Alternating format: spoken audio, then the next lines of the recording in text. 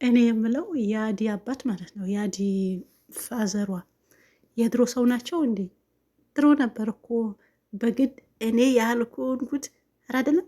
እኔ ያልኩት ካልሆነ እኔ ያልኩት ካላገባሽ እኔ የኔ ጓደኛ ልጅ ካላገባሽ የኔ ጓደኛ ካላገባሽ የሚሉ ድሮ ድሮ ያኔ በአባቶቻችን ጊዜ በቅድመ አያቶቻችን ጊዜ ማለት ነው። እንደዛ ነበረ። አሁንም አለ ወይ ወይስ ያን ለማስታወስ ነው? ይህን ያክል ስራ ቦታ ድረስ አፈላልጎ ወይ ይገድለኛል ወይም ደግሞ የማልፈልገው ሰው ሚድረኝ። ስለዚህ በዚህ ነው ማምለጥ የምችለው አለች። እና እኔ የምለው እንዴት ነው ይሄን አባት እንደው ሄደን መዘየር አለብን ይመስለኛል። የዛኔ ነበር እንደዚህ አይነት አባቶችን የምታውቁት። ግን ጥሩ ነው ጥሩ ነው እንዴ? እረ አይደለም። አንድ ሰው ሳትወዱት በግድ በቃ የአባቴ ጓደኛ ስለሆነ የግድ የሱ ልጅ ማግባት የአባቴ ወንድ እንትን ጓደኛ ስለሆነ እሱን እንደዚህ ነው ነበር አሉ እንግዲህ ያኔ ማለት ነው። አሁን ዝም እየሳስበው እንደዛ ነው። አዲ እንዳትሰሚ በቃ ባይሆን ዴቪ ያለሽን ምክር ተቀብለሽ ቤት ቀይራችሁ ከዚህም ያው እንደምታዩት ፍቅር ለማስወጣት ነው ቤቱ ሽርጉድ የምትለው አንቺን ካስወጣች ደግሞ እሷ ደግሞ የሆነ ያልገባት ነገር ማለት ነው ዴቭ ከአንቺ ጋር እንደሚወጣ አላወቀችም። ዴቭ ምላችሁ እዛ ቤት አዲ እስካለች ድረስ ነው እንጂ አዲ ከዛ ከወጣች ዴቭ የማይቀመጥ መሆኑን እመኑ ማለት ነው። ፍቅር ደግሞ ገልቱ ይሄ ተንከሲስ ይሄን ነገር አልገባትም። ልክ አዴ እንደወጣች በግድ ዴቭን የምታፈቅረው ወይም ደግሞ ዴቭን የሚቀበላት እሷ ተፈቅራለች የሚቀበላት መስላ ነው። ጅላልንፎ አለ መንግስታችን ጅላልንፎ ነገር ነች ፍቅር። ሶ አልገባሽ ነገር አለ። ይሄ ደግሞ በግንዛቤ ውስጥ እያስገባሽው ማለት ነው። ምክንያቱም ዴቭ ያለ አዲ አይኖርም። አዲ ስላለች ነው እዛ ቤት የምትኖረው። ይሄን ስላልገባሽ ልንገርሽ ብዬ ነው እዛው እግር መንገዴ ማለት ነው። እንደዚህ ፍቅር የሆነ ነገረኛ ሰው ታውቃላችሁ? ፍቅር በቃ ነገረኛ ተንከሲስ በቃ ነገር የምታዋክብ ያልተደረገ ተደረገ ምትል ባርኮድ ሲመጣ አያቸው አይደል? እኔ ብቻ ነው የምሰራው። ምንድን ነው ስራሽ እንጂ ቤቱ ስራ እኔ ነው የምሰራው። ቤዛ ምን ነው የምታዘው? ሁሉም እኔ ደከመኝ ትምህርት ቤት ቀረው ምናምን ብለህ እናቷ ገድረህ ደውለ በቃ ወሬ አቃጠር የሚባሉ ሰዎች እንደዚህ አይነት ሰዎች ናቸው። ከገባች ልክ እንደ ፍቅር ነገረኛ ነገር አቃጠሪ የሚባሉ ጀስት እንደሱ አይነት ሰዎች ናቸውና ጥሩ አይደለም። ደግሞ ይሄን ይጎዳቸዋል። እና ታይ ይቅርብሽ።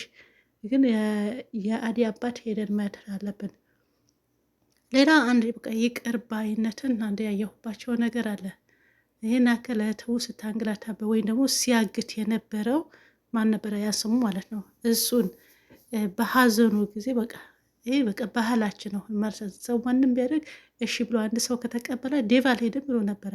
በግድ ነው ያሳመኑትና በቃ እናንተ እንደው ያዲ ስል ነው አለ። ይሄ ሁሉ እህቱ ታግቶበት እገድለዋለሁ ሲል የቆየ ሰው ያው ይቅር ባይ ልብ አላቸው ነው። ይሄን ደግሞ የአዲ ነው የአዲና የማን ነበረች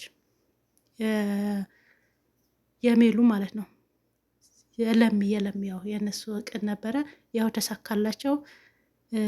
ከዛ እሻሉ ሁሉንም ተሰባስበው ሄዱ። ፍቅር ብቻ ስትቀር እቺ ተንኮለኛ ያው እንደው ምንድነው አለቻት፣ ባትሄጂም ጥሩ ብትሄጂም የሚጠቅም ነገር የለም እዛ ሆኛ አለቻት። ይሄን ደግሞ ጥሩ የመልስ ምት ያው እኔ ደስ ብሎኛል። ሌላ ሁሉም ሄዷል ማለት ነው። ያደረገው ነገር ረስተው ይህን በቃ ሀዘን ስላለበት ሀዘን ብቻውን መጋፈጥ አይችልም። ስለዚህ ከጎኑ እንሁን ብለው ስለሄዱ ያው ጥሩ ነው። አንድ ቅርብ አይነት እሱም ደግሞ ያደረገው ነገር ጸጽቶት የሁሉ ማድረጊያችሁ በጣም ይቅርታ አድርጉልኝ መታችሁ በድጋሜን እኔ ለማጽናናት ስለመጣችሁ ያለ እሱ መመሰገነው። ይሄን አንድ እንትን ነውና ደስ ይላል። የምር ከድራማ ስንወጣ እንደዚህ አይነት ቂም ተያይዞ እንዲህ የራሱ ጉዳይ ይበለው ይበላት ይሄ ስታደርግ አልነበረም ምናምን እንደዚህ ከሆነ ቂም በቂም ከሆነ ጥሩ አይሆንም እና እስከ መጨረሻው ለመገዳደል ድረስ ያደርሳል። ይሄ በቃ ይቅር ባይነት መኖሩ እጅግ በጣም ጥሩ ነው። አያችሁ በቃ እነሱ ይቅር ሲሉ እሱም ይቅር ያለ ከዛ በፊት ያደረገው ነገር ሁሉም ያው ተጸጽቶ ይቅርታ አድርጉልኝ አለ። እነሱም ስለሄዱ ደስ አላቸው ማለት ነው። ግን በጣም ያሳቀኝ ደግሞ የዴቭ እህት ያሳቀችኝ ማለት ነው። ኤላ ምንድን ነው አለ በሄድሽበት አንቺ ሁሉም ልጥፍ ልጥፍ።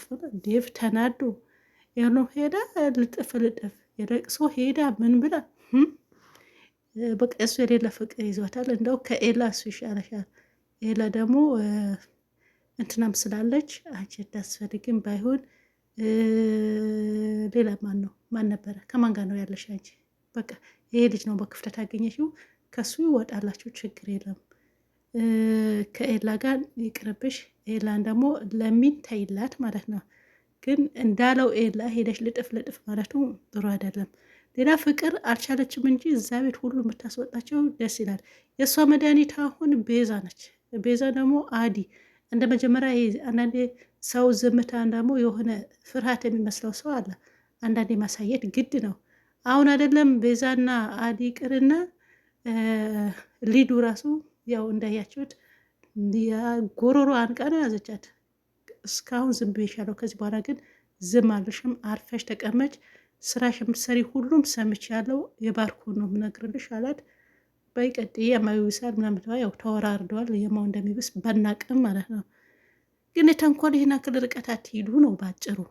አዎ አትሂዱ፣ ይጎዳችኋል። እናታም ወደኋላም ጥሩ አይሄድም። ቂም በቂም እያያዝና ከነ ልጆቻችሁ ይሄ ነገር ስለሚቀጥል ይቅር ባይነቱ ጥሩ ነው። የፍቅርም ደግሞ ይሄ ወሬ ያውስ ምንድነው አመላላሽ በጣም ደግሞ የወሬ ቋት የሆንሽ ልጅ በዚህ ያክል ሰውን ልጅ ለመጉዳት አትሞክሪ ለማለት ያለው።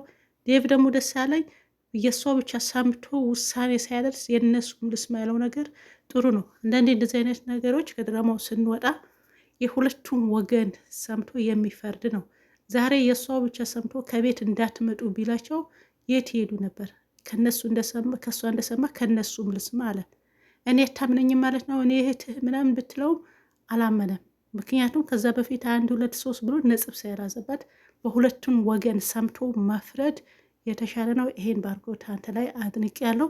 ከዚህ ከድራማው ውጭ ሆናችሁ እንደዚህ በሰው እንትን የምትሰሩ ከሆነ ከሁለቱ ወገን ሳትሰሙ የፈለገ እናታችሁ የፈለገ አባታችሁ የፈለገ እህት ወንድሞቻችሁ ቢሆኑ ማመን የለባችሁም። ለመፍረድ አትቸኩሩ። በሁለቱም በኩል አዳምጡ። ሀቢባ ቤት ብዙ የተጎዳ ሰዎች አሉ። ለምሳሌ የማነሳው ስለምከታተላት አንዳንዴ የተጎዱ ይመጣሉ፣ ብር ተበሉ ይመጣሉ። ከረዋን ይሄ ረዋን አወቃቸት ከዛ ጊዜ ጀምሬ እከታተላታለሁ እና ብዙ ተጎዱ ሰዎች ይመጣሉ። ግን አንዱ ብቻ ኮምፕሌን አቅርቦ ቅሬታን አቅርቦ ለዛ ወገን ሳይቀርብ ምንም ልትል አትችልም። በቃ ይሄ ነገር በጣም ነው የምወድላት ማለት ነው። እንደዚህ ያደረገኝ ብር ወሰደበት ቀን ምናምን እሺ እንትን አለሽ ወይ እንደዚህ ያለኝ እንደዚህ ላይ በቃ እሱ ይምጣ ወይም ደግሞ እሷ ትምጣ፣ ያንቺው ሰምቻለሁ የእሱ መስማት አለብኝ የምትለው ነገር እጅግ በጣም ያው ደስ ይለኛል። በቃ እንደዚህ ነው የሁለቱም ወገን ሰምቶ መፍረድ ማለት ነው። ስለዚህ ባርኮት በዚሁ ቀጥል። የሰው ሰምተህ እነሱ ላይ ስላልፈረድክ ጠብቀህ ስለጠየቅ ሁሉንም ተረድሃል። እናመሰግናለን። ባይ ባይ። ላይክ